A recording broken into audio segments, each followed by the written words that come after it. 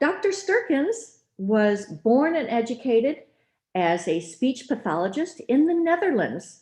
She moved to Wisconsin in 1981 to marry the love of her life, and she obtained a master's degree at UW Oshkosh in 1983. And then she earned a Doctor of Audiology degree in 2006. She retired from her audiology practice in 2012 to become a consumer and hearing loop advocate with the Hearing Loss Association of America, America's consumer organization for people with hearing loss. She gets great satisfaction in helping people with hearing loss. She has numerous awards, but I'll just point out two.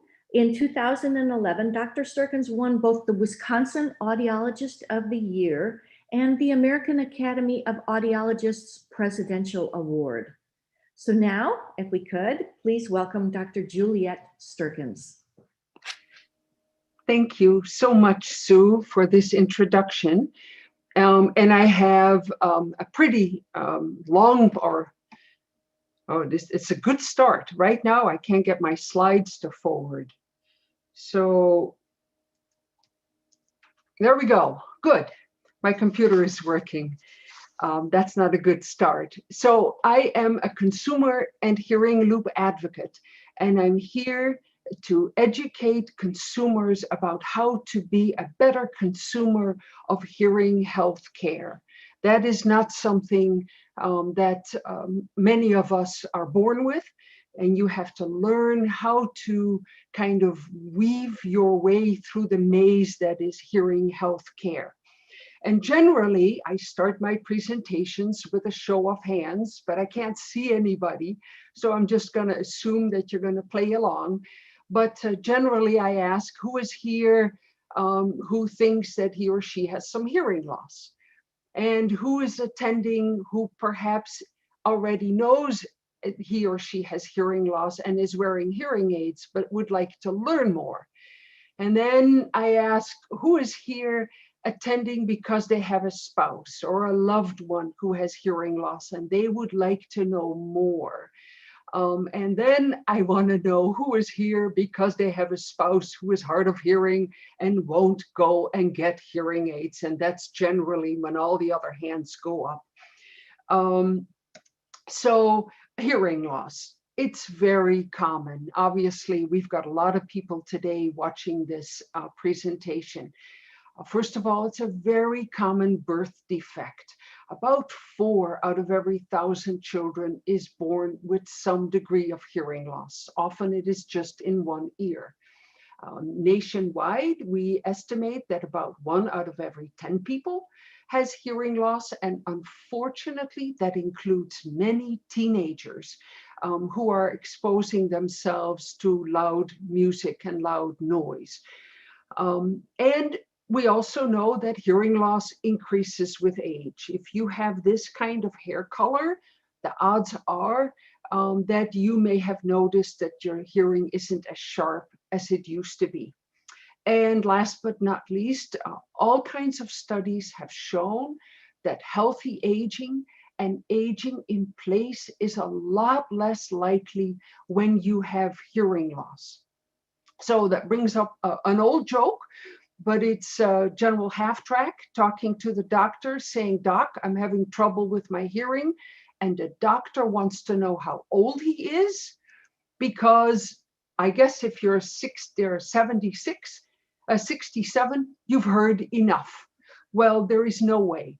I've had patients who in their 99th year got new hearing aids because they wanted to hear everything that hearing aids would allow them to hear.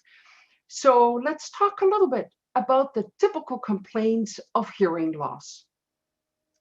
The first one is not hearing certain sounds. It might be the birds outside, it might be the microwave beep, it might be a ding of the oven that your spouse goes, "Hey, I heard a ding, but you didn't hear the microwave or the oven beep."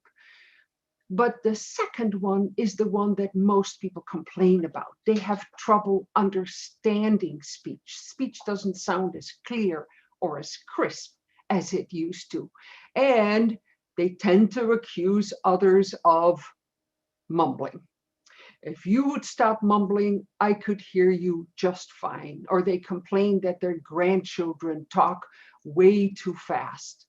And of course, the problems seem to be worse when there is background noise. So those are some of very typical hearing complaints.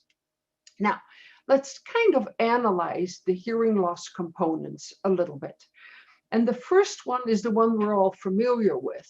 If sound isn't loud enough, well, simple, turn it up.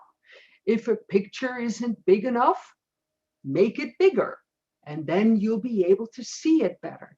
And to a certain extent, that's also the case with hearing loss. So if you make sound a little bit louder, those people who have hearing loss are going to be able to hear it better. But there is a second component, and that component is distortion. And that means that no matter how loud the sound or the speech is made, there are problems with the clarity of the speech. Bad sounds like dad. Sit sounds like fit. And some people complain that when the sound is made too loud, it's uncomfortable. It's noisy. And again, here's a little picture of what hearing loss might look like. And sure, I can make that picture bigger, but it's still going to be very difficult to understand what is being said, no matter how loud or how big I make that picture. And then the third problem with hearing loss, and that is that people with even milder hearing loss complain that they have a lot of trouble understanding speech in background of noise. And interesting thing is, there is a very important test, and I'm going to hammer on this test during this presentation. I have a couple of soapboxes, and this is one of them. And that is that when you are evaluated for hearing loss, that evaluation should always include what is called a speech in noise test. And the most famous of those tests is called the Quick-SIN test. Now, I'm going to try and explain what that means. When we test hearing, we determine how loud we have to make the sounds in units of decibels before you hear the sound. And generally, that means you have to push a button to, when you hear the sound. But a speech in noise test evaluates the lowest level of speech where you are still able to understand 50% over the background noise. So I'll give you a series of sentences, and as long as you can repeat back 50% of the sentences, we record that level that you are able to do that. And the normal range of speech understanding in background of noise is 0 to 2 dB, 0 to 2 decibels. That means that a person with hearing loss, when there is background of noise, can understand 50% of the speech, as long as the difference between the speech and the noise is only 2 decibels. But there are a lot of people with hearing loss for whom speech in noise testing is very difficult. They need the speech to be significantly louder than the background noise in order to still understand 50%. And we audiologists call that person has an SNR loss of 10 decibels. Now, this is very important. Hearing aids, at best, can improve that loss of ability to understand speech and noise at the most by 5 to 7 decibels. So if you are a person who has trouble understanding speech and noise to the tune of 10 decibels, hearing aids can make you hear a little bit better in background of noise, but they cannot get you up to that 50% range. And why is 50% important? Well, if you hear 50% very often with fast footwork and visual clues and lip reading, you are able to fill in the other 50%. And advanced hearing aids cannot resolve this issue. It's not a matter of advanced hearing aids. It's a matter of you, the person with hearing loss, having a loss for understanding speech in background of noise. So if you do not receive what is called the speech and noise test, then I wouldn't know whether you are a person who only needs sound to be made louder and hear 50%, or if you are that person who needs that speech in background of noise to be made a lot louder, something that hearing aids can't do. This also explains why some people do very well with hearing aids and other people really, really struggle. All right. So another visual analogy of what it's like to have hearing loss. If you live with someone who has hearing loss, if you're attending this lecture because you're kind of wondering whether you should learn more about what hearing loss is about for your spouse or for your friend, hearing loss sounds as if all the high pitches are removed, all the consonant speech sounds are removed. And therefore, it becomes very difficult to discern what people are saying. It sounds very muffled. It sounds very mumbled. Now, if I gave your brain a lot of time to figure this out, it's a little bit of playing Wheel of Fortune. If I give you enough time, you might have been able to figure some of this out. But remember, the person with hearing loss is constantly trying to figure out what people are saying. And there's no doubt about it. Hearing loss and the benefits of hearing aids are terribly misunderstood. And I'm just going to show you a joke. It's a gentleman who's masked, and we're having a lot to do with masks lately. He has a gun pointed at this couple, and this gentleman is pushing his wife forward. And what does the wife say to the husband? Turn up your hearing aid. He said your money or your life, not your money or your wife. Okay? But why can't the gentleman hear anything? It's because the man with the mask, it's because the man with the mask is very hard to hear when you are a person who wears hearing aids. But she thinks that all he has to do is turn his hearing aids up and then everything will be hunky-dory. And that's not the case. So why should you deal with hearing loss? Well, big one is to keep the peace in the house, because generally it's the spouse who lives with a person who has trouble hearing who can get very exasperated, very frustrated.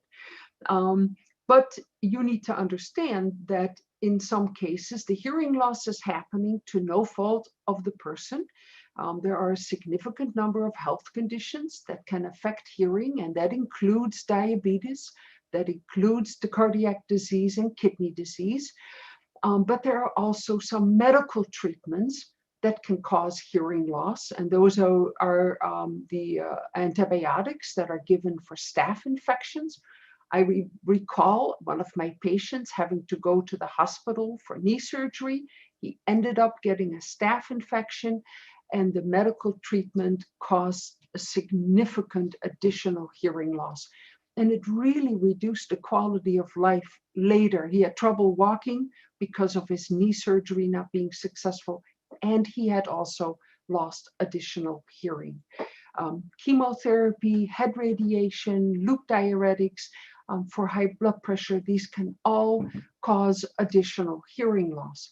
And of course, probably the one that's on everybody's mind, because we've been seeing so much about it in the news, and that is that hearing loss today may affect brain health later. And there's already plenty of documentation that has shown that if you have hearing loss, you're at increased risk for social isolation. It's very hard to be funny and participate when going out if you have trouble hearing. We see a higher incidence of people with depression. There's also some documentation that having hearing loss puts you at greater risk for falls. And there is no doubt a correlation, not necessarily a causation, for faster age-related cognitive decline. Now, the good news is that there's a very small study that was done that demonstrated that wearing hearing aids reduces your risk of falls. But more importantly, hearing aid users perform much better than non-users with hearing loss on tests of memory, of attention, speed of processing, just quickly being able to be in the middle of a conversation. So then the question becomes, when should you deal with hearing loss? Well, when it starts to be a problem with the people that you are living with, and this joke kind of explains it very clearly. The wife says one thing and the husband, and I'm picking on husbands, and that's because men are at slightly greater risk for hearing loss. But then again, we women live longer than men, and I can guarantee you, for most of us, it is not a matter of if you're going to lose your, or when you're going to lose your hearing. You are. It's just a matter of time. And in that department, you have to choose your parents wisely. And in my case, my dad wore hearing aids. He was quite hard of hearing. And my mom has been wearing hearing aids for over 15 years. So when there's a lot of misunderstanding, when the hearing loss is causing misunderstandings, when should you deal with hearing loss? When you're noticing a significant amount of ringing in your ears, because frequently the ringing in the ears is one of the symptoms that something is changing in your inner ear. And when your neighbors start to complain that your TV volume is rather high, I could tell you a joke about that one too.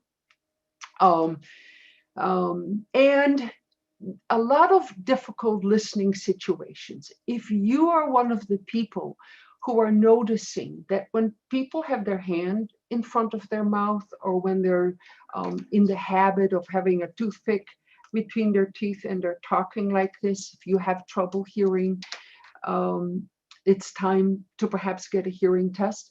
And for the spouse who is watching this presentation, this is one of the pet peeves of people with hearing loss. They say they have trouble when someone has their hands in front of their mouth, or just be aware of that. Also, if you have trouble when more than one person speaks at a time, crosstalk during dinner conversations, and I know during COVID, we are not having those big family dinners, but you know, in a year or two, we're all going to be back at the dinner table with a lot of people, and crosstalk is very difficult. So if you have a spouse who has trouble hearing, you as the husband may want to remind everyone that it's really good to keep the conversation to one at the table. Facing, we all do it. We start to talk and then we walk away, and of course distance makes the sound fainter and more muffled. And yes, there's no doubt there are people out there who mumble, and grandkids could be some of them. And this might be the time to speak up and say, listen, grandma has a difficult time. If you don't face her, and try to enunciate. And sometimes when you ask people to enunciate, they don't. But if you ask them to speak a little slower, then automatically they will enunciate more clearly. This is a tip, this last one, that listen to me, can be a really good one. My mom, for years, started half of her conversations with say.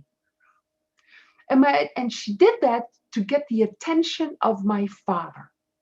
So getting the attention tells the person who has trouble hearing that she who is important is about to speak, in my mother's case, in my mother and father's case. But in this case, it can be very helpful to say, listen up. I'm going to run to the grocery store. Is there anything that you need? Because if you say, I'm going to run to the grocery store and are almost out the door, your spouse will not have heard what you said. And here's another helpful hint in difficult situations. Some of you may not be aware, but these masks, fizzy masks that have little clear window are available and can be very helpful. Some hospitals are now using these masks when they know that they have a hard of hearing person in a facility. And here is one little tip that a friend sent me not so long ago. She has these little cards printed because she's hard of hearing. She has a really hard time hearing what people are saying who are wearing masks in grocery stores and when she goes to the doctor's office. And before any conversation, she hands the person on the other side this card. And my friend tells me this has really helped to make the communication a lot easier. People tend to be more understanding if you explain why ahead of time, why you're having trouble hearing people. So let's get back to the hearing test itself. Now, obviously I can't demonstrate a hearing test under earphones in this presentation, but the next best thing is called a paper and pencil self-test. It was developed by the Better Hearing Institute, BHI, and it's going to be part of my handouts. It's included in the handouts. And on this hearing check on the left side, you see a significant number of situations that may or may not pose a problem. Do you have trouble understanding things on TV? Do you have trouble hearing children and women? And you circle 0 if you have no trouble and 4 if you have a lot of trouble. People get annoyed because I misunderstand what they say. And if you honestly fill out this questionnaire, and if you're doing this questionnaire with a spouse, you may take both the same test and to kind of see where there are discrepancies. So a person who wears hearing aids may think he or she does just fine, but the spouse may have a different opinion. Now, when you do tally all these 2s and 3s and 4s up, on the back side is a chart that shows how well you stack up to other people with known hearing loss. So for example, if you have a score of 18 or 19, the majority of people who did this test, and I was part of that research at the time, it shows that the majority have mild hearing loss with that kind of score, but there are some people who have more moderate hearing loss and that a hearing test is recommended. So the paper and pencil test is well correlated to the hearing test under earphones, and I'll make sure or there is a copy of that test in your handouts. So if you're going to see an audiologist, you're going to take the hearing test, and that audiological examination, we already talked about that, should include the hearing test under earphones. But before you get the hearing test, it should include a very clear, thorough medical history to find out if you have medical conditions that could be contributing to your hearing loss, what kind of exposure to noise you have experienced over your lifetime. Is there a family history of hearing loss? Do you have ear ringing? Then the test should include a test in a sound-treated room under earphones. In my opinion, it should always include a speech and noise test. Very careful ear examination. Frequently that is now done with a video otoscope so that you can look right over the audiologist's shoulder on the screen to see what your eardrum looks like. and whether it's possible that earwax is causing a problem. And of course, that examination should include a very careful review of your specific hearing needs.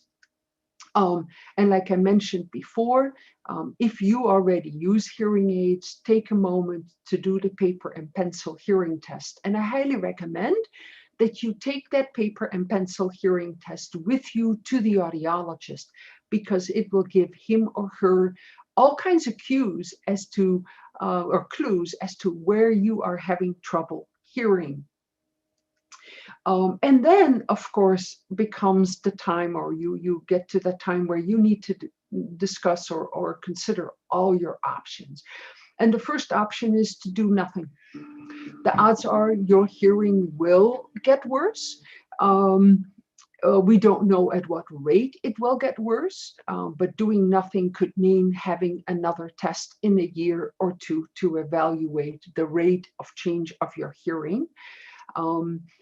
If you have a mild hearing loss, there are some people who are now considering and are using what are called over-the-counter options. Now, the FDA was tasked by President Obama, and it was signed into law by President Trump, to develop a new category of over-the-counter hearing aids. That has been postponed at least once, perhaps even twice. So that is still not quite developed, but some hearing aid companies are already, some companies are already selling what are called PSAPs, personal sound amplification products, also known as over-the-counter hearing aid options.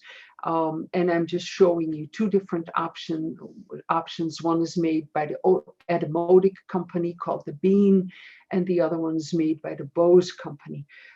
It means that you need to do all the techie work. You need to understand exactly where you have your troubleshoot, learn how to handle these devices. Obviously, you wouldn't be getting an audiologist to help you and guide you through that process. But there are audiologists who are willing to take these over-the-counter hearing aids and evaluate them direct in your ear. We're going to talk about how that gets done in a moment, so that you can see with your own eyes whether these devices are or are not sufficient for your hearing needs.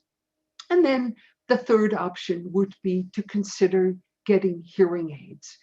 And I know in the past, hearing aids have always been considered a sign of getting old, but they are not so much about getting older as about keeping you active and keeping you engaged and involved in your environment. So my next handout is called The Buying Hearing Aids in Wisconsin. It's a guide that I helped develop for HLAA, the Hearing Loss Association of Wisconsin. And it's a 4-page handout. It's very small print. We tried to get it all on a small page. If you need the larger print version, email me.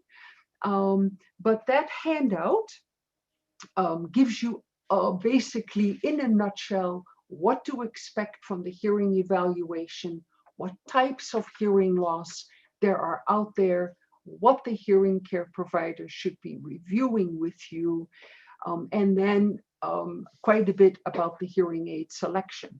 Now, I also popped up on the screen a couple of websites or a couple of names that some of you may already be familiar with and some of you may not. But there is an audiologist by Dr. Cliff Olson, known as Dr. Cliff AUD, and he has put hundreds of videos with very good audiology and hearing aid information.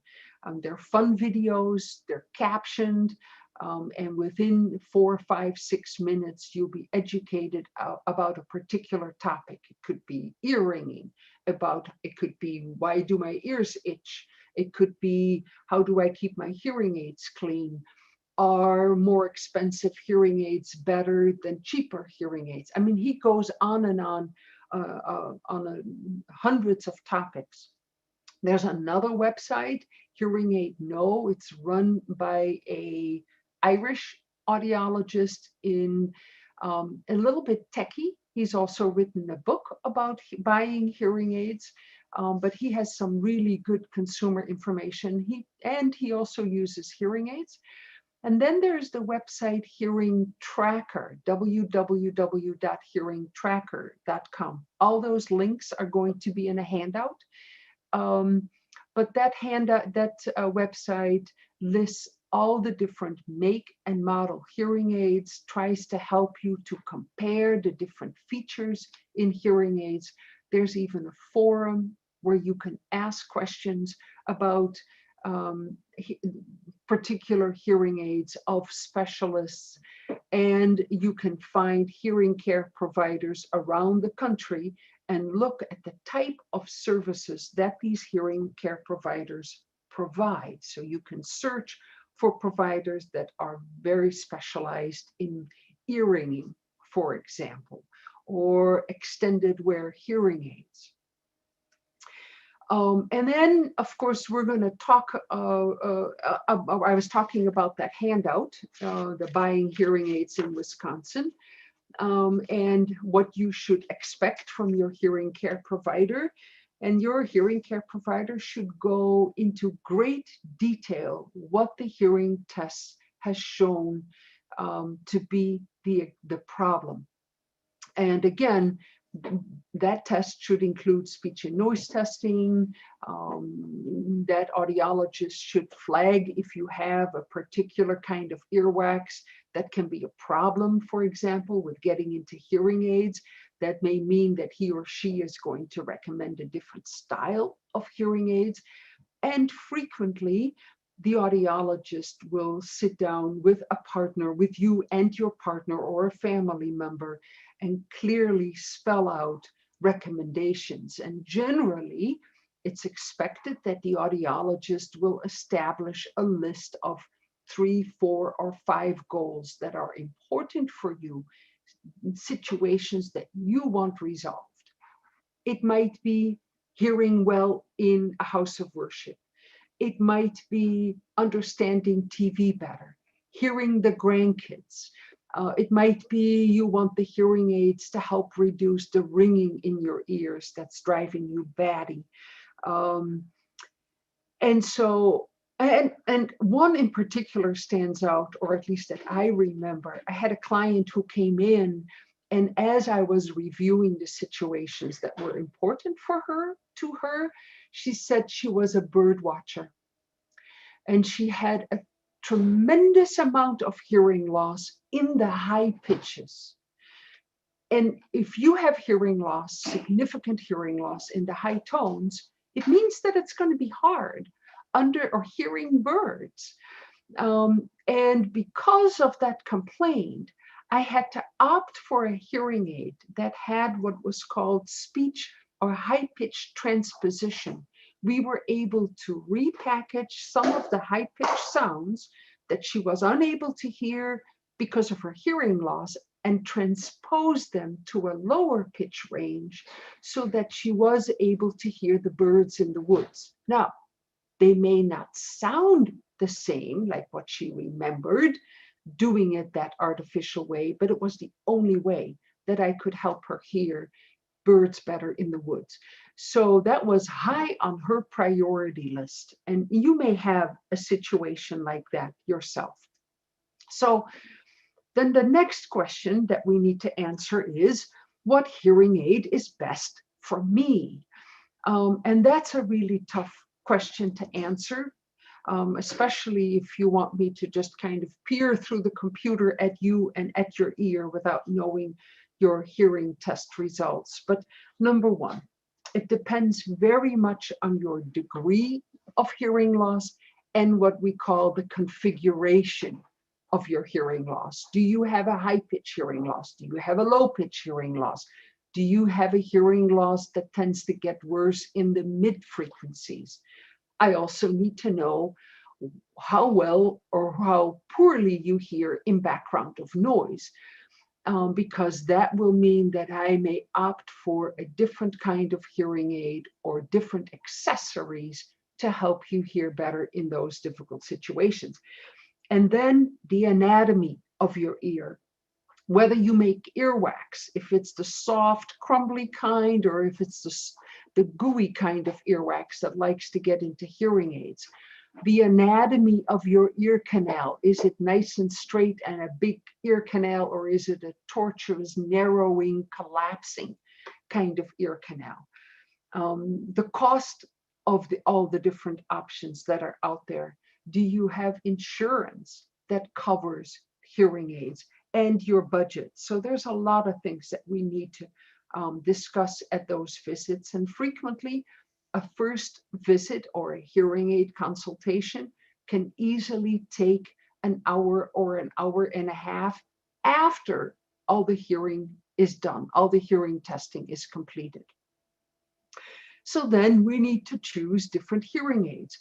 And in the image on the left are 6 different style hearing aids, from the very small, what are called CIC hearing aids, completely in the canal, to ITC in the canal hearing aids, to behind the ear hearing aids, to on the left side what are called RIC hearing aids, receiver in the canal. The hearing aid sits on top of the ear, but the speaker part, which audiologists call receivers, go figure, that's the part that goes into the ear, and all you see in front of the ear is that little wire.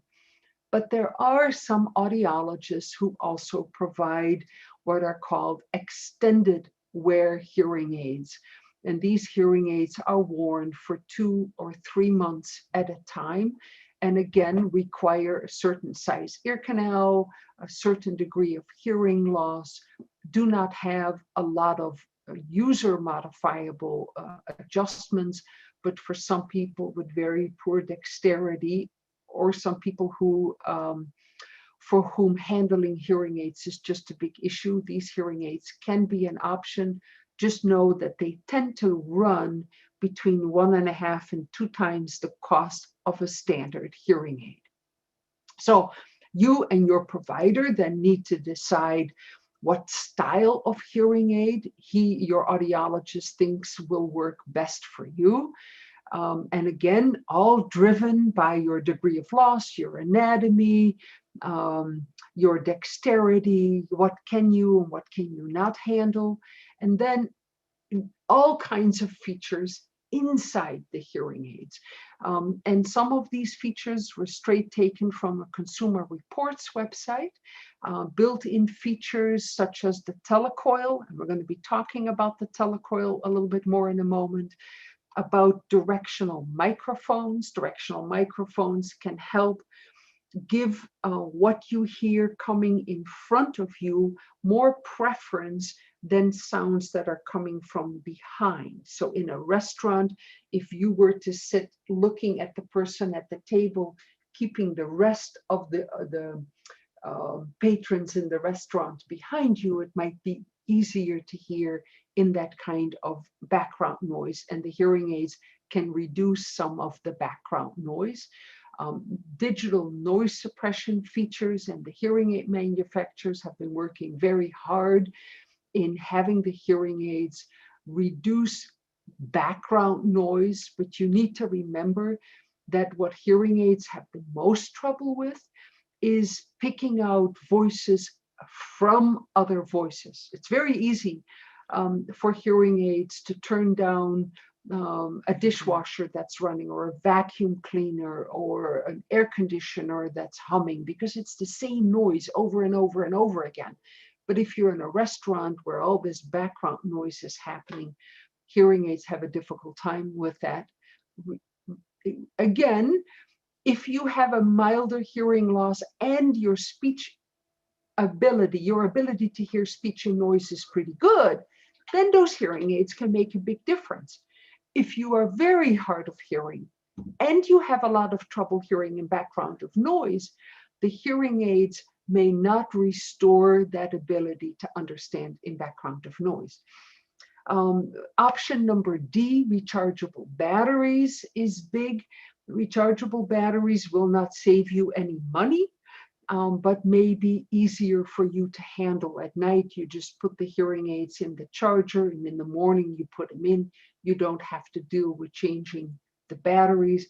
And then feature E, all kinds of special features that now come with hearing aids, smartphone apps, remote controls, remote microphones. We're going to be talking about that in a moment, or TV transmitters. And all of these have their place, and we're going to talk about that. And again, in your handout, in the Buying Hearing Aids handout, all that information is listed. In the state of Wisconsin, it's required that the audiologist provide you with a 30-day trial period. Just know that a lot of providers even offer 60 or 90-day trials, meaning that within that time frame, you are able to return the hearing aid minus frequently a non-refundable fee, a fee for some of the services that the provider has provided to you in the process of dispensing the hearing aids. And then, what does it take to get optimally adjusted hearing aids? And the short answer is, it takes a provider, it takes an audiologist or a hearing care provider who follows what is called best practices. And what I mean with best practices, it means that the audiologist is following a set of guidelines that have been determined by the American Academy of Audiology as being the kind of services required to make sure that the hearing aids are properly fit to your ears for your degree of hearing loss. And the number one, the most important test is called a real ear test, a probe tube microphone test. So in the picture on the bottom right, this probe tube microphone assembly is hung around the ear. The hearing aid is in the ear, is not inserted right, in my opinion, but it's a picture. And then if you look very carefully, you'll see a silicone tube. That tube is connected to a microphone. So there is, in effect, a microphone placed very deep into the ear canal that can measure what the hearing aid is doing, the sound it is providing in your ear canal. Now, granted, this test doesn't tell me what you, the person with hearing loss, is doing with the sound after it's heard, but it can verify if the hearing aids are properly fit for your degree of hearing loss. And that is, in my opinion, a test that everybody who purchases a hearing aid should undergo. And then, of course, on top of that, there should be extensive counseling, how to put the hearing aids in, how to take them out, how to clean them, how to troubleshoot them, how to change batteries, what to do with the different listening programs that the audiologist may have put in the hearing aids, how you can switch to different listening programs, perhaps using a remote control or a smart app. And then, of course, at the end of that trial period of 30 or 60 days, your audiologist should go back over your goals. Remember the goals we discussed a couple slides back, that you want to hear TV better, that you want to hear better in church, that you'd like to understand the grandkids better, and that perhaps you want to hear better on the telephone, whether all those difficult situations have been met. That is called the hearing aid validation. Do the hearing aids do what they were meant to do for you? And then after that, there should also be a review of communication strategies. What can you and your family do to help overcome situations? Because hearing aids do not restore hearing to normal. Perhaps your audiologists provide group rehab, group counseling sessions where they go over some of these issues in a group and so that you can kind of learn from each other.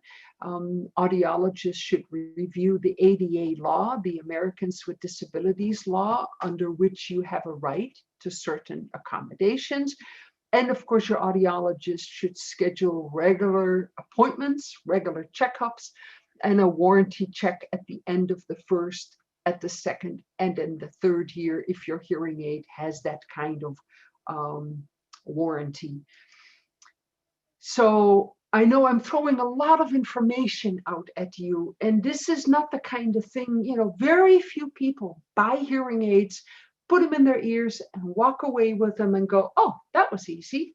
They're not like eyeglasses. So there is an audiologist in Colorado, Dr. Dusty Jessen, and she has developed a computer rehab program. You can sign up for this program. Every week you get an email that kind of gives you some guidance and some suggestions as to what you can do better, differently now that you have hearing aids. It's called her 5 Keys to Communication Success. And anybody can subscribe to that program, but some audiologists are offering this as part of the hearing aid process.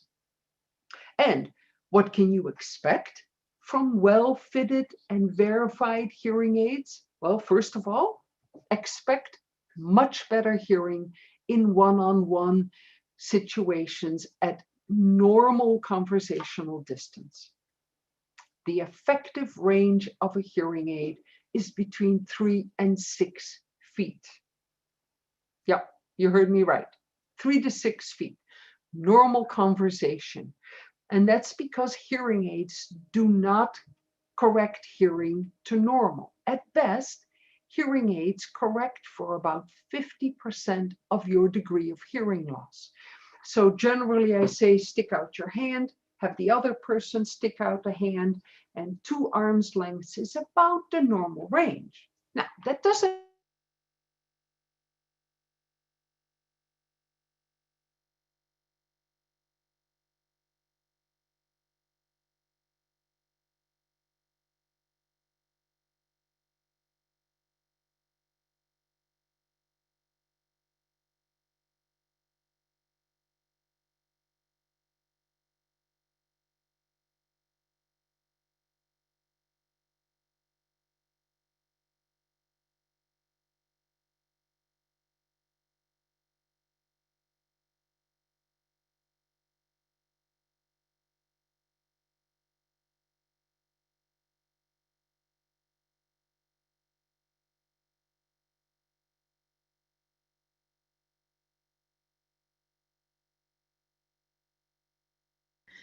Juliette, you froze for a moment.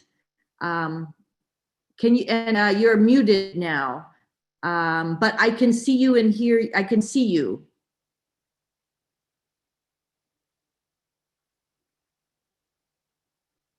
I think you're back, Juliette. Okay, am I back? Yes, but it did freeze there for a moment. Can you see my slides? No. Okay, so I'm going to reshare my slides. Yeah, are we back on? Yes. Okay, good. Good. There we go. Can everybody still hear me? Yes. I hope so. Okay, good. Good, Yep. good. So I've belabored the fact that hearing aids work well one-on-one, 2 to 3 arms lengths, where it's quieter, where others speak clearly. So now I'm going to talk about places where hearing aids don't work so well. And that don't work so well really depends on you, the person with the hearing loss, the degree of hearing loss, et cetera, et cetera. So let's talk about some options if you are attending because you wear hearing aids, but you have trouble hearing, for example, television. I'm going to give you some options for TV. For at home, most hearing aids now come with TV transmitters. This little box gets plugged into the back of the TV, and either through your smart app on your phone or by pushing the button on the hearing aid, the sound from the TV will be broadcast wirelessly into the hearing aids. It's like having your own mini speakers in your ears. It can work remarkably well. If you're watching this presentation because you, let's say an elderly parent is wearing hearing aids and has a lot of trouble, and you know that he or she is not going to be able to handle a smart app or a smartphone, then this option, it's called a Serene. It's like a portable TV transmitter that you can bring very close to your chair, and it broadcasts the audio from the TV direct to that speaker. So it's like holding your phone very close to your ear. You can put that on a little table next to you and hear the sound from the TV. These are really good solutions for people who are just not that techy. Another option might be a sound bar in the room. Sound bars can really help to clarify the sound, because a lot of flat screen TVs have tiny speakers, and the speakers are on the back of the TV. So that's not a good place to have a speaker. And last but not least, captions. If you've never turned on the captions while watching Downton Abbey, trust me, you've missed a lot of jokes, because who can understand what everybody is saying on Downton Abbey, right? So this person, if on all my YouTube videos or all my Netflix videos, I have the caption automatically come on, and I find it personally very helpful. And part of the reason is I am starting to lose my hearing, but I also have a Dutch brain. So for me, it's a lot easier watching TV and reading the captions and hearing the sound all together. So if you've never experienced or played around with the captions on the TV, I highly, highly recommend it. So we've talked about the TV transmitter, and to get back to the TV transmitter, my experience is that a lot of audiologists do not discuss this option. Your hearing aids may have that option, but it was never demonstrated or never clearly explained. And it's my experience that it can make all the difference between hearing TV and understanding TV. So explore the TV transmitter. Telephone, another big one. Now, for home phones, there are telephones that will link directly to your hearing aids, either through Bluetooth or because the telephone is compatible with your hearing aids. So some hearing aid manufacturers offer telephones. And the moment you pick up the phone, the hearing aids switch to the phone sound, and you're hearing the sound in both ears on the telephone. Can be absolutely remarkable. If your hearing aids have the Bluetooth option and you have a smartphone, that can also be connected to your smartphone so that you hear telephone direct in both hands. In some cases, you must still hold the telephone close to your mouth so that the person on the other end of the telephone conversation can hear you. And in some cases, the hearing aids act as the microphone so that you can just have a phone conversation with your telephone in your back pocket. Pretty amazing stuff. And a third option for better hearing, because sometimes people complain they have trouble hearing in the car, they have trouble hearing in a restaurant. Most, I'm going to say every hearing aid manufacturer now offers remote microphones. He's wearing the remote microphone. The microphone is maybe only 6 inches away from this mouth of this handsome gentleman. You won't get the handsome gentleman to go with it, by the way. You just get the microphone. That microphone is linked to the hearing aids, and now you can sit clear across the room, make conversation, but hear the person as if he or she is only 8 inches away from your ear. It's remarkable. There's a little bit of a learning curve, but I highly, highly recommend you give it a shot. Okay? So those are private solutions for better hearing.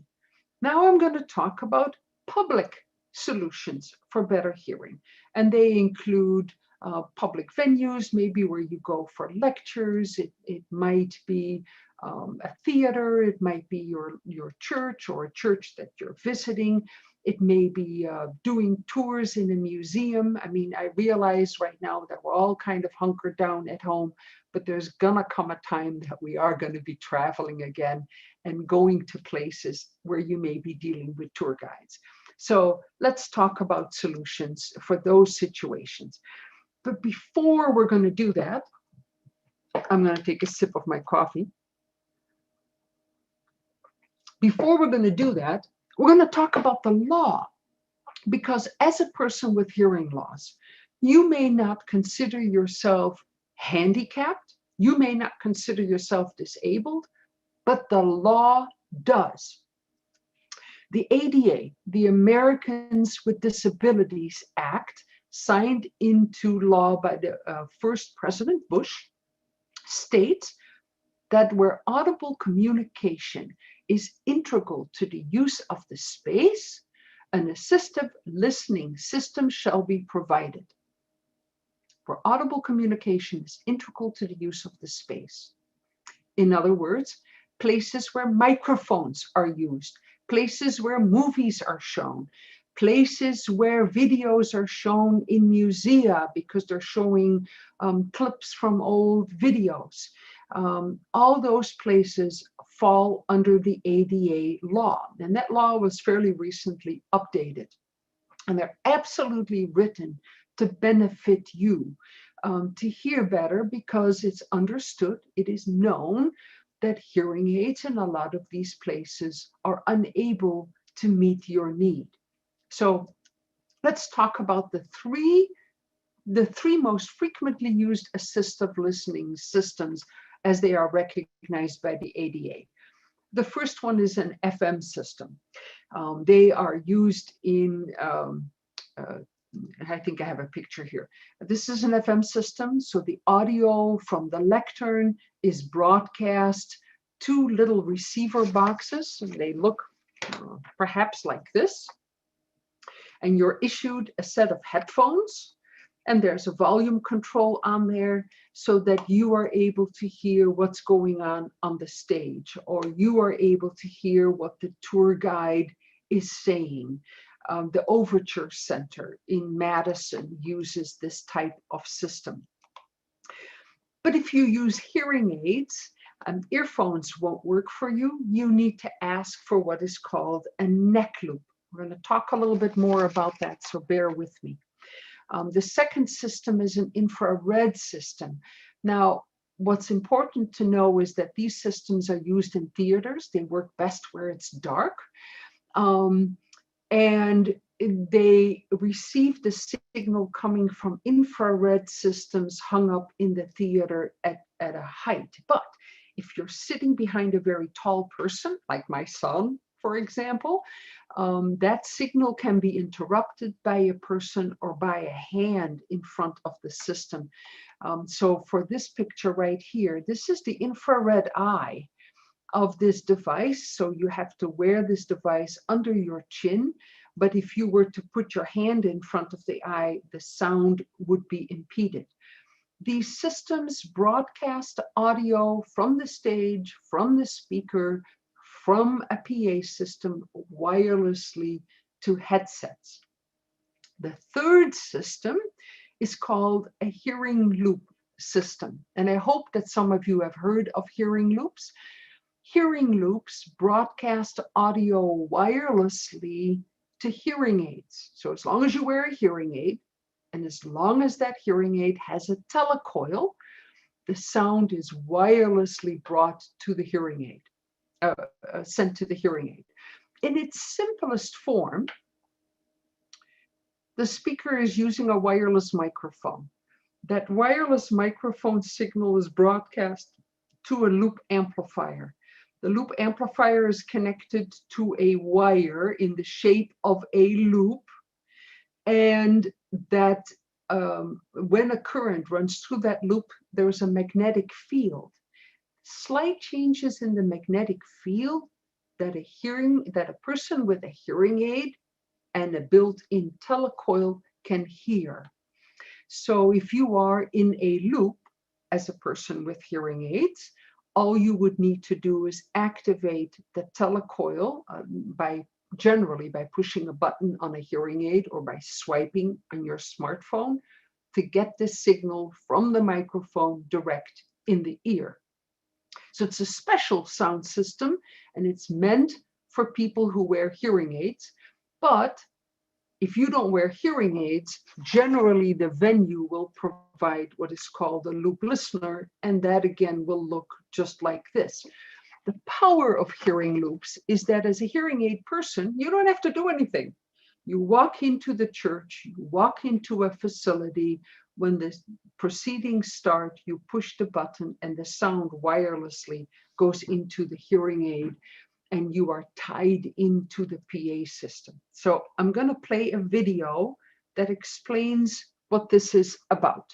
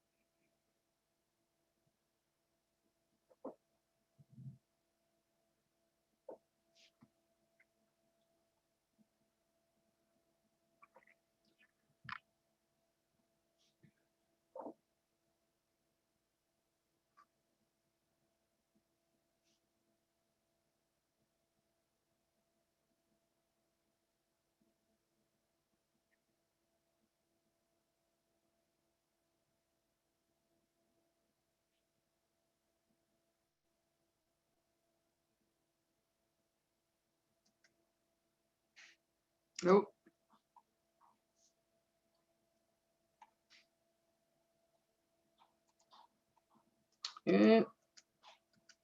I'm going to click. Can everybody still hear me? I'm going to click through some of those slides and then play them back again. So I will be talking a little bit more about hearing loops. And I actually made my own recording at the Oshkosh Convention Center during a presentation by Betsy Abramson. And the first recording is one that I made just sitting in my chair as if wearing hearing aids. And the second recording was made in the hearing loop. So we're going to play them back to back.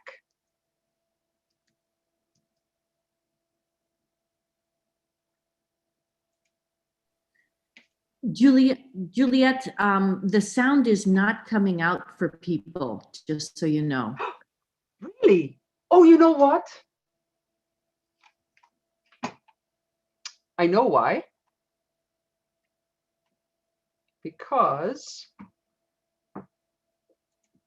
stop share. I didn't click share sound. God, that's embarrassing. All right. Okay, let's try this again, shall we? Can you see my slides? Yes. Okay, good. So I'm going to try and play a slide that is a recording in the Oshkosh Convention Center, heard as if he or she is wearing hearing aids. And this is what the presentation sounds like. View of what aging was she was going to be. And she was dreading getting older. Well, Yes. what's the only way to avoid getting older? is to die, right? Now, we all want to live a long life. We apparently just don't want to get old in order to get there. And I have a view of what aging. And I imagine everybody can hear the background noise in that convention and how difficult it was to hear the speaker. View of what The aging was. recording was made in the hearing loop as if the person is wearing hearing aids, and this is how the person was hearing. Freeze myself or something. So I think I did a little shaming and said something like, you know, I think this is weird.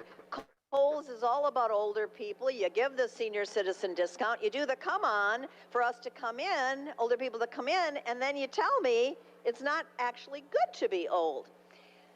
So she was kind of like, manager, and ready to go. But as I got back in the car and the next day when I was driving, freeze myself. I hope that came through clear, Sue, the difference between hearing out of the loop and in the loop. And that's exactly what people with hearing aids complain of. When there is background noise, all the noise and all the speech is going into the hearing aids, and it becomes exceedingly difficult to pick out one from the other. And what hearing loops do is they broadcast the sound in the form of magnetic waves to the hearing aids, as long as the hearing aid has a telecoil built in. And that system works worldwide. So you can go to Denmark, you can go to Australia, to the airport at Brisbane, you could go to the convention center in Oshkosh and use your hearing aid to tie in direct to the sound. And it's phenomenal technology that is used the world over. And there's plenty of surveys that have confirmed that hearing loops are very beneficial to users. I did a survey, and I think we have had over 800 people respond. This was an anonymous survey completed by audiologists in the Fox Valley. And consumers were asked, have you used hearing aids in the hearing loop? And this person circled yes. The question was, where did you use the loop? It was used at St. Raphael's Church, a Catholic church in Oshkosh. How well are you able to hear in that above venue just using your hearing aids alone? On a scale from 1 to 10, where 10 means I hear every word and 1 means I heard nothing, this person circled a 2. And when he or she turned on their telecoil, this person said their hearing ability went from a 2 to a 9. So hearing loops are very beneficial to hearing aid users. And that's really what made me the ardent loop advocate that I am right now. And what do you need to hear in a loop? Well, a smartphone is nice, but it's not absolutely necessary. A hearing aid with a telecoil or a T-coil. But the smartphone can be beneficial to activate the telecoil. So the telecoil is a little antenna built in the hearing aid. If you own hearing aids, that telecoil may not have been activated, may not have been turned on by your audiologist. The activation is something that the audiologist has to do. And then you, when you go to a venue that has a loop, need to turn it on in that particular situation. If you don't have telecoils, you can use a loop listener with headphones, or if you own a smartphone, there are special earbuds available that turn your telephone capable into receiving the loop signal. How do you know if your hearing aid has a telecoil? Well, it needs to have a button, what is called a program button. Generally, you have to push that button in order to hear in the hearing loop. In the ear hearing aids have that button. Sometimes you have to push a button on the remote control. Some remote controls are worn around the neck. And sometimes the telecoil is built into a remote microphone. So If you wear hearing aids, but your hearing aids don't have that telecoil, you may be able to purchase a remote microphone that has the telecoil built in. If you're, like I said earlier, when your instruments have no telecoil, you can buy a multi-microphone. This is the Widex accessory that has the telecoil right there. The Starkey company has a remote microphone with a T-coil, and the Oticon Streamer, this is a Danish company, also has a built-in telecoil. So what if you have telecoils in your hearing aids? What's your next step? Where can you use them? Well, first of all, you need to get them activated, and they need to be verified that they're working and properly adjusted. You can use telecoils on the telephone. That's what they originally were meant for, to be used on the telephone. And then you need to find out where places are nearby that have hearing loops installed. And there are several ways that you can find these places. There are some live theaters around the country, like 250 theaters around the country. I keep a list at Loop Wisconsin, and there's going to be a link there. There is a website called Time 2 Loop America, Time number 2 Loop America, where they list all the loops in the different states. What if you don't have a T-coil? What if the venue that you like to go to doesn't have a loop, but you have a T-coil? Then ask for the listening device, but don't ask for the headphones. Ask for the neck loop, which is in effect a personal loop around your neck that will turn this receiver into a device that allows you to hear in the loop. Another place where you can use telecoils is at the National Convention of HLAA. Unfortunately, this year it will not happen, but they're phenomenal meetings for people who are hard of hearing. At HLAA support meetings, if you're watching this in the Madison area, I'm going to be giving you some contact information for Madison, but there are HLAA support chapters around the country. And once they start up, they use hearing loops again, and that's where you can try your telecoil. Or you may want to join HLAA as an organization and get their magazine. But if you have trouble hearing, don't blame your hearing aids, don't blame your ears, speak up. Under the ADA, you have a right to better hearing. And if you need assistance to advocate for a listening system, I'm happy to help you with that. How do you know if a venue offers a loop versus an FM system? If the venue has signage that indicates a large T underneath the ear with the slash, these signs are all signs that indicate that a hearing loop is offered. If you walk into a facility and you see this kind of signage on the wall or on the door, there is no T here, that means that there is no loop. Those symbols indicate that you need to go to the service desk and pick up a listening device. And I can't say enough about these systems. You will hear Hamilton so much better with a pair of these earphones on your ears, because the sound doesn't need to travel all the way from the stage to your ears. The sound will be right on your ears. You'll get the sound direct from the soundboard. And I really think that if people only knew how much better they could hear with these assistive devices, everybody would be clamoring for them. So in Wisconsin, I'm happy to tell you that we fostered hundreds of hearing loops around the state. This is just an image of my initial advocacy back in June of 2010. This is Oshkosh, Neenah. I had a practice in Ripon, Oshkosh, and Neenah, and where we fostered a lot of hearing loops in houses of worship.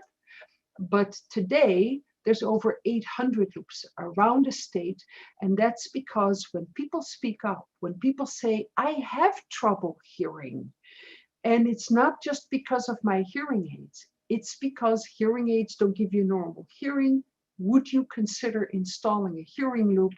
That frequently venues do so. And the other reason why Wisconsin has so many hearing loops, I know a lot of audiologists in this state, and many of them have supported my initiative and started to educate consumers and started to speak up in their communities about installing hearing loops. So word of mouth is really the best advertising for this technology. So in Wisconsin, there's hearing loops at the Milwaukee Rep, the Peninsula Players, at the Fireside Theater, the Grand Opera House, at funeral homes, at retirement communities, the American Players Theater in Spring Green.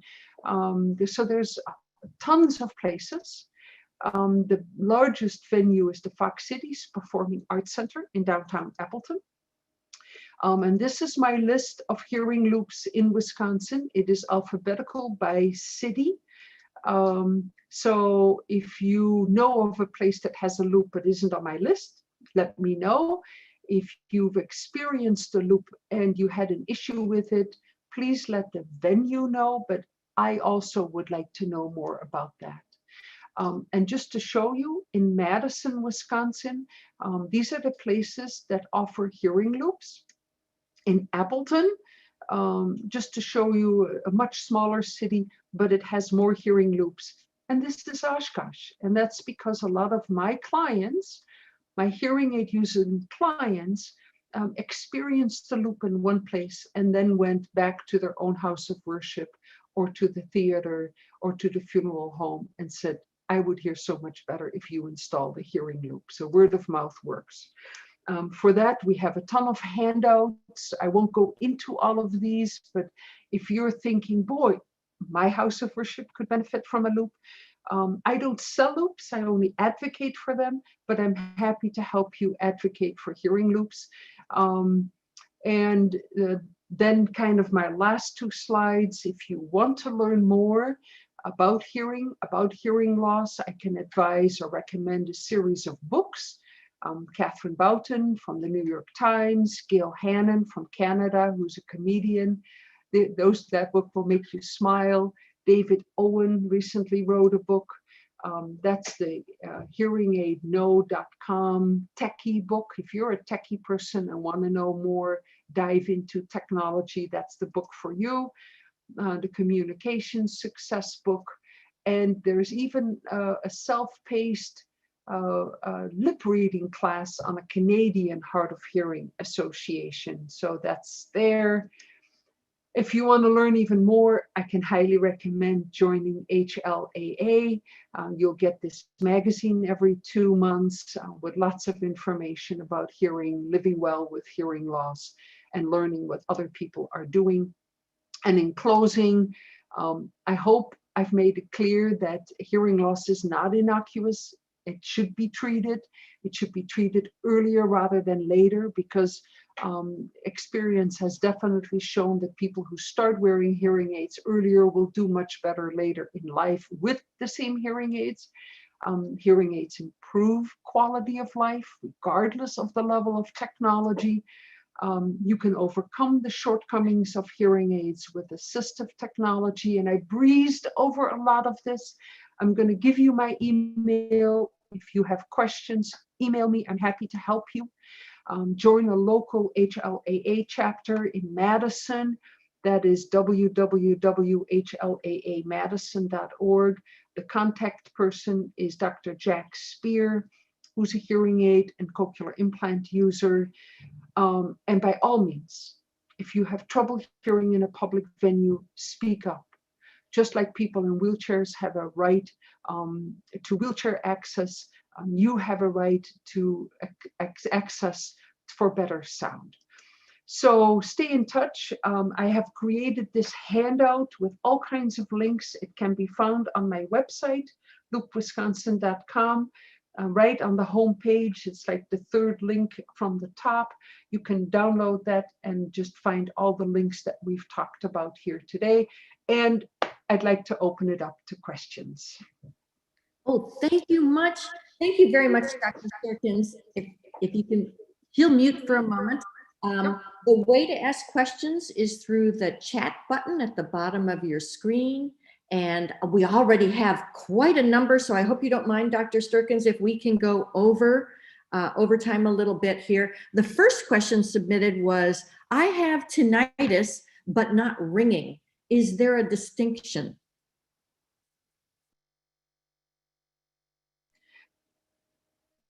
I say tinnitus, you say tinnitus. It's like tomato and tomato. I love it. It's all the same thing. For some people, it's buzzing, it's humming, it's ringing, it's roaring. They only hear it at night. They only hear it in the morning. They only hear it when they're stressed out. But it's almost always the first symptom that something is changing in your inner ears, and that first things first, you should be tested for hearing. You should be tested for hearing loss. And it's very possible that if you have hearing loss, that by wearing hearing aids, that percentage, I could be off, is somewhere in this 65-70% range of all people who wear hearing aids. They notice that their ringing is a lot less. So another great reason to explore all the different options that are out there. If you need something for at night, there is a tinnitus association. If you Google that, I think it's the American Tinnitus Association, ATA. They sell noisemakers, wave makers, all kinds of devices that you can turn on at night to make the tinnitus less noticeable at night. But the number one treatment still is using hearing aids. Okay, thank you. And if you mute again, the next question leads it right into your past one. How frequently should a hearing test be done? Generally, we recommend every 2 or 3 years. If you're under the care of an audiologist, he or she may notice that your hearing is changing a little bit more rapidly, that you're turning your hearing aids up louder than you used to when you first got them. Sometimes you get used to sound and you can tolerate a little bit more sound. But if you consistently are upping the volume of your hearing aids, he or she will recommend another hearing test. If the complaint is that your hearing is changing, or that you have noticed a difference between ears, that type of hearing test should be covered under Medicare with a referral from your physician. Okay. Another user attendee asked, some days I don't wear my hearing aids. Other days I only wear them for 2 to 3 hours when I feel I really need them. Should I be wearing them all the time? Says, and now I'm the person who has glasses who's not wearing them. So I don't know if I should be the one advising you. But my experience and having fit thousands of hearing aids is that if you don't make it a habit of putting them in the morning, taking them out at night, you find yourself running errands and going, oh, I forgot my hearing aids. Oh, I didn't put my hearing aids in. So you don't have them with you. You don't have them on you.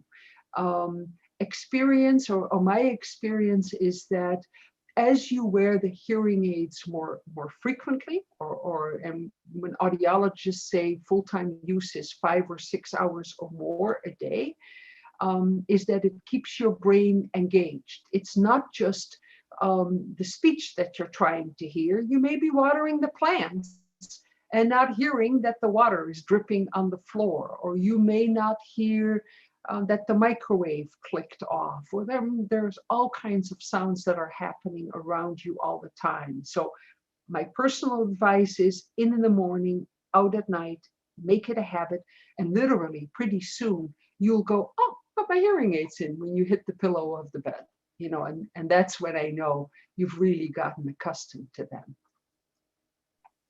Okay. Let's see here.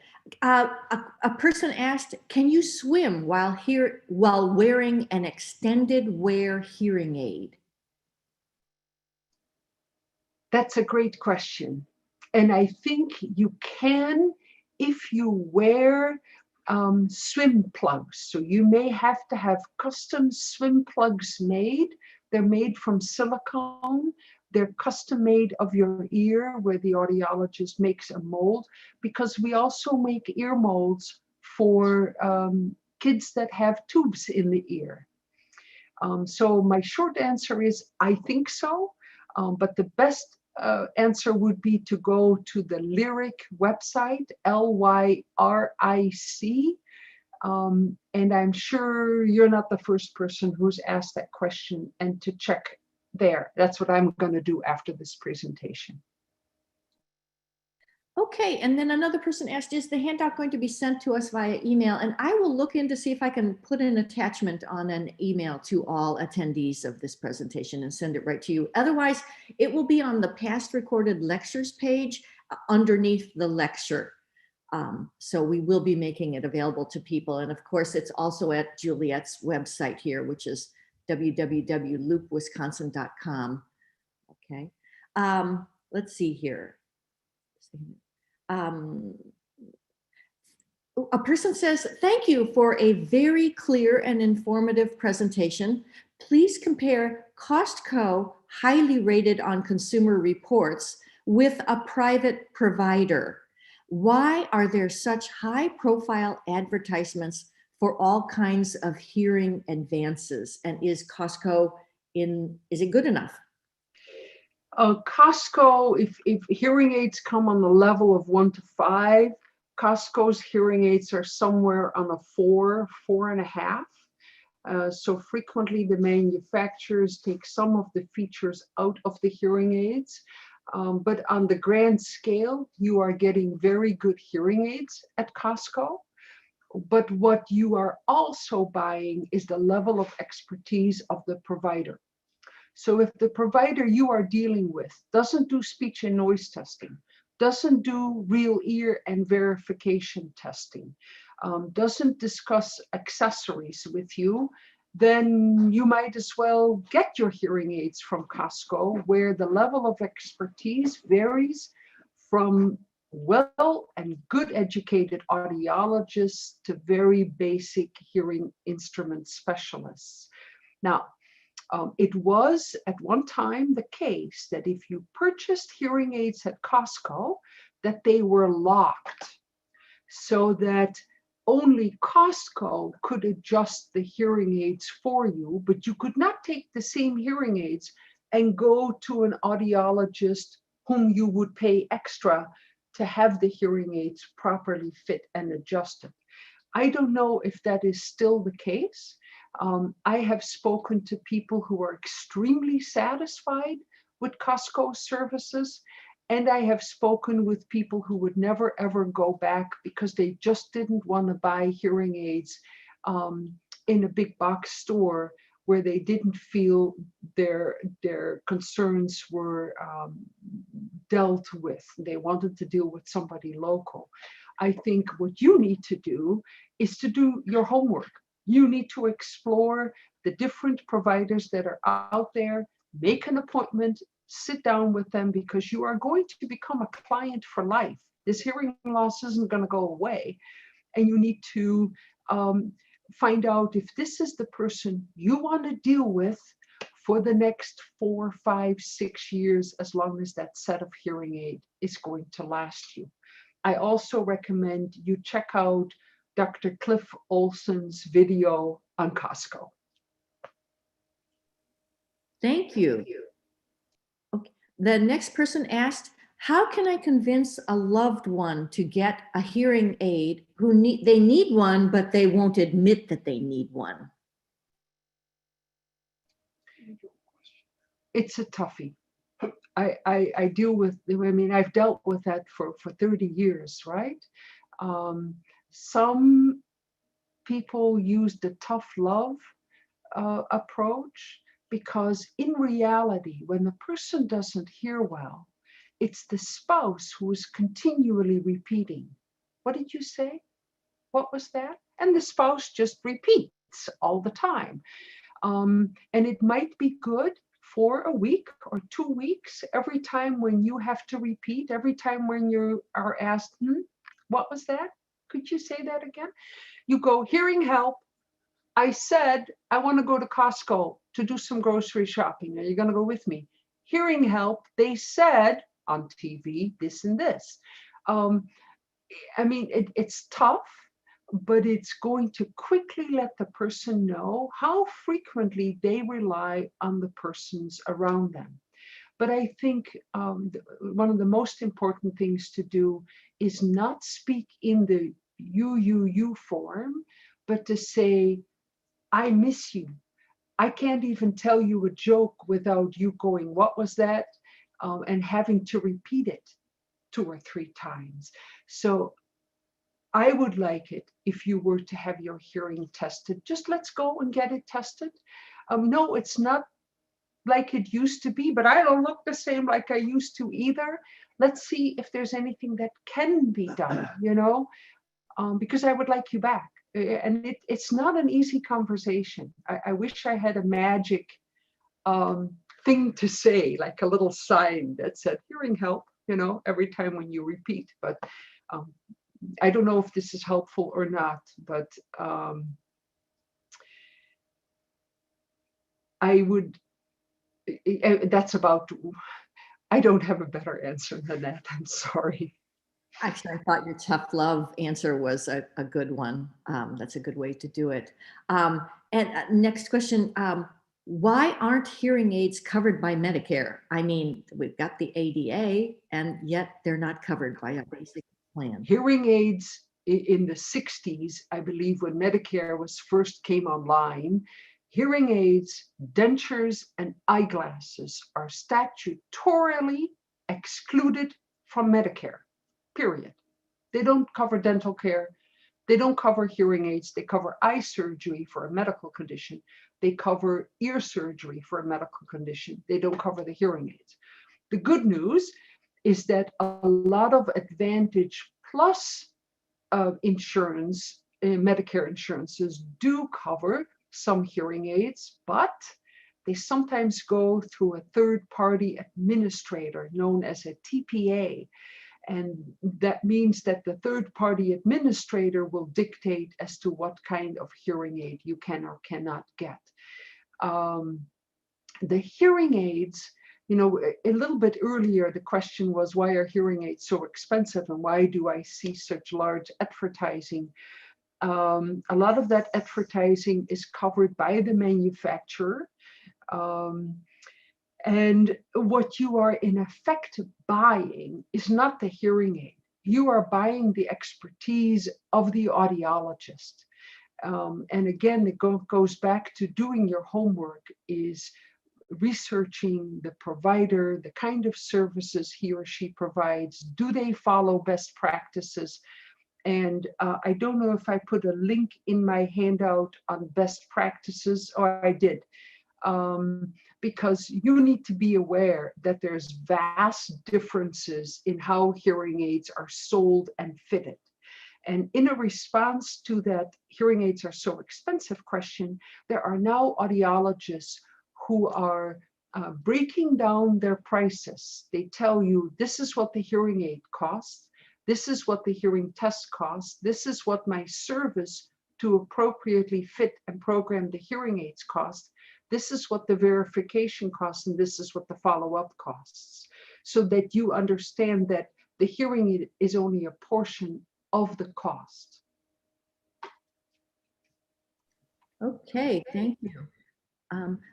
Please explain what causes tinnitus, and is there a remedy to this ringing in the ears? Will a hearing aid actually help this condition?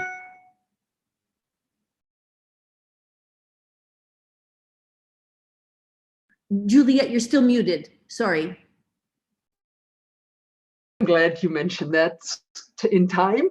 The simplest explanation is you may have heard of people who have lost a limb, an arm, or a leg and still have pain or still report itching in a foot, even though that foot is no longer there. Tinnitus literally can be happening in the ear because the ear is no longer being stimulated by sound. And that allows the internal noise of the system to kick up and kind of taking its place. And so it's literally in a response to the hearing loss, to not hearing well. We also know that noise exposure can cause damage in the ear, and that damage in effect can cause a constant ringing. And yes, hearing aids can help reduce the tinnitus, reduce the ringing in the ear to a point where, as long as you wear the hearing aids during the day, you don't notice the tinnitus. You may go to bed, still don't hear any tinnitus. It's called the residual masking effect of the hearing aids. But then you may wake up in the middle of the night and it's back. We also know that coffee, caffeine can contribute to tinnitus. Stress can contribute to tinnitus. It may be your weak spot. Some people get headaches when they're stressed out. Some people notice ringing when they're stressed out. So it's important to pay very close attention, but it's also important to get tested to rule out any malignant causes. Of the worst is a small tumor growing on the auditory nerve called an acoustic neuroma. They're rare, exceedingly rare, but they have been known to cause ringing in one ear. Meniere's disease, an inner ear disease that causes dizziness and ringing and roaring. So if you have persistent ringing, I highly recommend you see an otologist, an ear, nose, and throat specialist, who then also will refer you for further hearing testing. Okay. My hearing aids ding several times, sometimes when I first put them in. Why is that? Oh, yep. I remembered. Hearing aids, so when you first put a hearing aid in, frequently the manufacturer mutes the hearing aid for like 5 or 10 seconds so that you have a chance to put the hearing aid in your ear. And then when it's about to turn on, it'll go ding, ding, ding. And that's your sign that your hearing aid is on. The hearing aid will also ding when you push the button, because when you push a button on a hearing aid, you're switching it to a different program. So the hearing aid, think of a car having 3 different driving modes: pulling a trailer, sporty, and eco. And if you set it to sporty, your car will accelerate a lot faster. So a lot of hearing aids have a speech in noise setting. And when you push the button, your hearing aid will go ding, ding. Some hearing aids talk. They'll say, I'm trying to remember what it says for background noise. Restaurant, I think it says restaurant. But some hearing aids just ding twice. Some hearing aids ding 3 times when you go to telecoil. And then if you push it again, it goes back to one ding. So you have more than one program in your hearing aid. You're going to hear different dings in the hearing aids. You need to ask your audiologist to write down on paper how the hearing aid is set, what different program settings you have, and how to activate those different settings. And while you're there, ask if your hearing aid has a telecoil, because it'll help you hear so much better in places that offer hearing loops. okay. And I'm sorry, I've forgotten what HA stands for, but how does the HA provider compare to the audiologist at UW that I see? HA, a hearing instrument, a hearing aid provider or hearing instrument provider in the state of Wisconsin, there are 2 different groups who are licensed to fit hearing aids. The first group is the audiologists, and generally they have a minimum of a master's, but frequently an AUD, a Doctor of Audiology, or a PhD. They're university-trained audiologists. It's a 4-year education. Hearing instrument specialists go through kind of on-the-job training and some in-person training, but the minimum requirement is a high school diploma. in the state of Wisconsin, but then frequently they do follow a lot of continuing education through their professional organization. Now, you can have an audiologist and a hearing instrument specialist, but if that dispenser, they're also known as dispensers or hearing instrument specialists, if they follow best practices, if they do real ear, if they do speech and noise testing, if they counsel you as to how to use your hearing aids, and if you're dealing with an audiologist who doesn't do speech and noise testing, doesn't do real ear, even though they know they should, but there's no law that requires them, you as a consumer need to explain that you are changing providers because you are looking for a provider who follows the American Academy of Audiology best practices. Until consumers start to speak up that the hearing aids that they are sold for a lot of money are also fit with services that are commensurate with the prices that are being charged, you need to stop going there. And Cliff Olson, audiologist on YouTube, will make it very clear when you watch a couple of videos what sets a good provider apart from a very mediocre provider. It's a very long answer, but buying hearing aids is not for the faint of heart, Sue. It really means that you need to do your homework, because when you buy a hearing aid, you're going to have that hearing aid for 3, 4, 5, 6, 7 years. I mean, I've had clients who were able to make their hearing aids last 7, 8, 9, 10 years. Good hearing, there's no reason why you should be buying hearing aids every 2 or 3 years. As long as the first set of hearing aids that you get was properly fit, had enough reserve to accommodate for changes in hearing, and you had an audiologist who counseled you in all that comes with fitting hearing aids properly. That's really good to know that they can last that long. I appreciate that. But that leads into the next question. Is there a rating of hearing aid providers like there is for investment advisors, like a fiduciary hearing aid provider? I'm only aware of one group, and that is, it's kind of a self-selecting group. So Dr. Cliff AUD on his website, he lists best practices. He has a handout. It's a 3 or 4 page handout. It's also on the list right here on the screen, number 3, for the hearing aid best practices checklist. When you click on that on the handout, it'll take you to his website. He has a number of audiologists who have joined him in this effort. And so you may find audiologists on that list. And I'm only aware of one audiologist in the state of Wisconsin who is on his list of Dr. Cliff AUD approved providers. Now, it's a self-selecting group and they have to pay a fee on an annual basis to belong to that group, but they sign a statement that they will fit hearing aids according to best practices. So that would be a first place to start.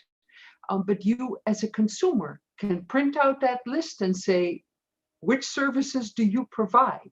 I understand that this, and this is critical to make the hearing aids work for me properly. And then just listen to the answer of the provider. Okay, thank you.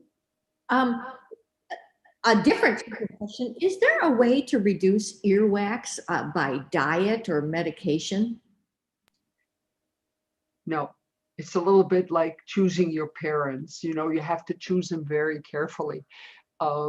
It's just that you may be an unlucky person who has the soft, gooey wax, but number 2, wearing hearing aids means that you're kind of every day gently pushing some of that wax into your ear. Normal earwax should kind of grow as the skin of your ear grows outward. The earwax should grow with it, and then when you go like this, it should kind of crumble out of your ear. But the hearing aid prevents that from happening. Talk to your audiologist. If you have an intact eardrum, 1 or 2 drops of a solution of white vinegar and rubbing alcohol and water. It's a equal parts. 1 or 2 drops into your ear once or twice a week will reduce itching in the ear, and that's a huge deal. I'm surprised we haven't had a question about itching yet. But it will also help to kind of soften that wax if you do it at night, and will make it easier and make it a little bit softer to come out. But the next thing to do is to see your audiologist, minimum of every 6 months. I kept a list of clients who I needed to see every 2 or 3 months, and some people I only saw once a year because they didn't make any earwax. Whatever you do, don't use Q-tips. It tends to shove it in, push it in. And generally after showering, if you just kind of put a towel in your ear and kind of milk that ear dry, that's one way of helping to kind of pull that earwax to the outside of your ear canal. But you need to talk to your audiologist to find out what kind of earwax you make and what he or she would recommend. Okay, thank you. And any advice on mask wearers? You might have addressed this a bit earlier, but if you, yeah.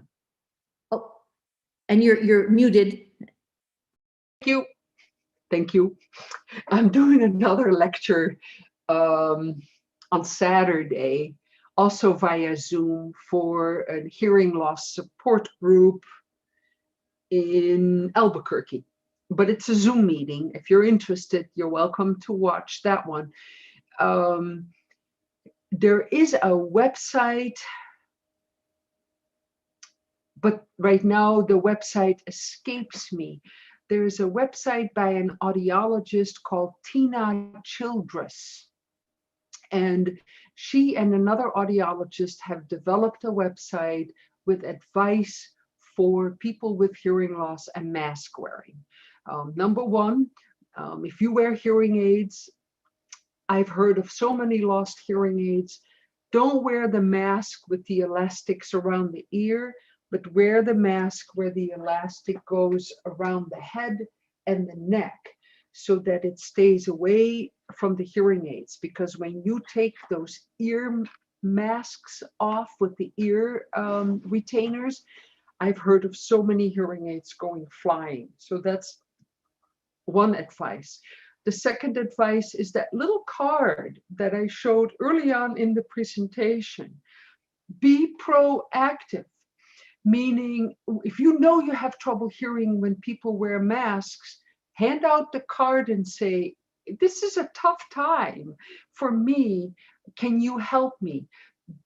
From what I understand, as a consumer with hearing loss, you may ask a checkout person to temporarily pull that mask down, say a few words, and put the mask back up.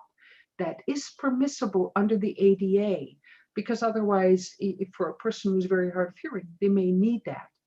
And just be proactive about that. That website from Tina Childress also shows places where you can buy the masks with the clear windows.